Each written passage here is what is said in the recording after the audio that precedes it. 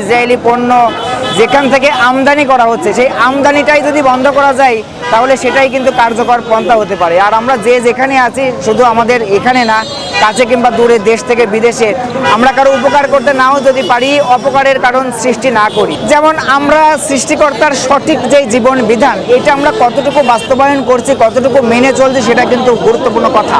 আমার ভালো থাকি ভালো রাখি গ্রন্থ আমি পরিষ্কার বলেছি যে অর্থ না বুঝে কোরআন পড়া হলো ঔষধ সারা প্রেসক্রিপশন পড়ার মতো।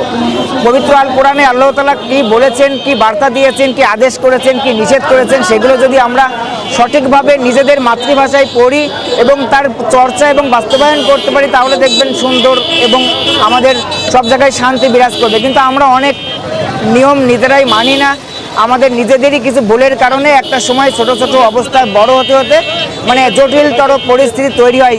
আমরা সবাই সৃষ্টিকর্তার কাছে সাহায্য চাই, আল্লাহ তুমি আমাকে সাহায্য করো, কিন্তু আল্লাহ তাআলার সাহায্য তখনই আসবে যখন আমরা আল্লাহ তাআলার দেওয়া বিধিবিধান বাস্তবায়ন করতে পারবো। আল্লাহ তাআলা তখন আমাদের কথা গ্রহণ করবেন যখন তিনি দেখবেন তার আদেশ নিষেধ আমরা মেনে চলছি, কিন্তু আমরা নিজেরাই তো তার আদেশ নিষেধ মেনে চলি না। বিধায় এই সমাজে যত বিশৃঙ্খলা, যত অনিয়ম, যত অশান্তি, তখন আমরা আল্লাহকে বলি আল্লাহ বাঁচাও বাঁচাও, কিন্তু আমাদেরও বিষয়গুলো মেনে চলতে হবে। আল্লাহ তাআলা আমাদেরকে যেভাবে চলতে বলেছেন সেভাবে যেন আমরা চলি, তাহলে সব জায়গায় দেখবেন শান্তি।